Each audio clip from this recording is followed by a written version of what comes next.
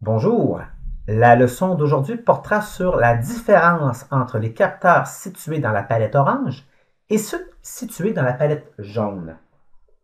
Les élèves en secondaire 1 ont le réflexe d'utiliser les capteurs situés dans la palette jaune simplement parce qu'ils sont facilement identifiables et observables.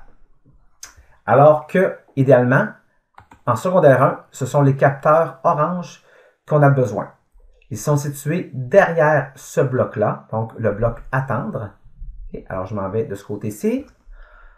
En appuyant sur ce bloc-là, je peux retrouver tous les capteurs dont j'ai besoin pour ma programmation. Donc, premier exemple que je vais traiter, capteur en mode attendre. J'utilise un bloc déplacé, toujours en mode activé. Donc, c'est important lorsque j'utilise un capteur en mode attendre que le bloc précédent, donc mon bloc déplacé, soit en mode activé. Alors ici, mon robot avancera jusqu'à temps que le capteur de couleur détecte une couleur rouge.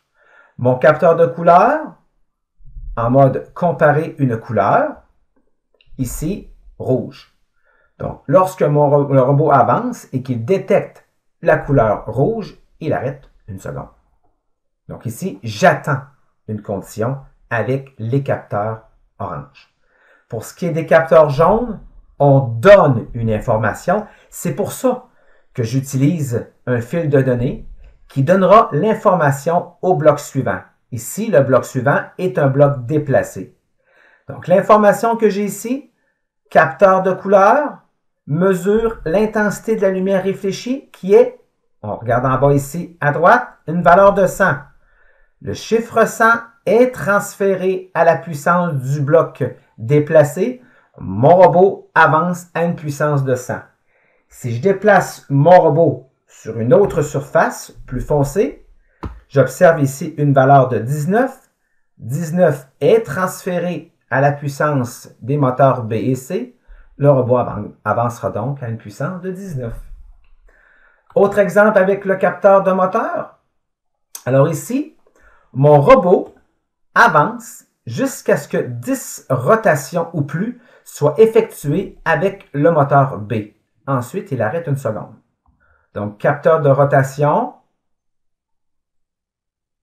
en mode comparer le nombre de rotations. Oups, je viens de changer en termes de degrés. Alors, comparer en termes de rotation, voilà.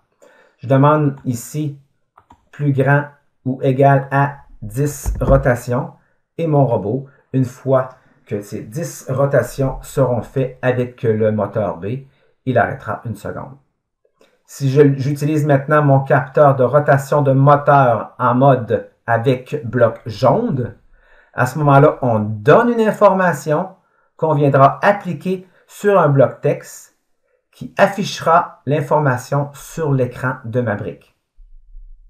Alors voilà ici, capteur moteur B compte le nombre de rotations sur le moteur B et l'affiche sur l'écran de ma brique pendant 5 secondes.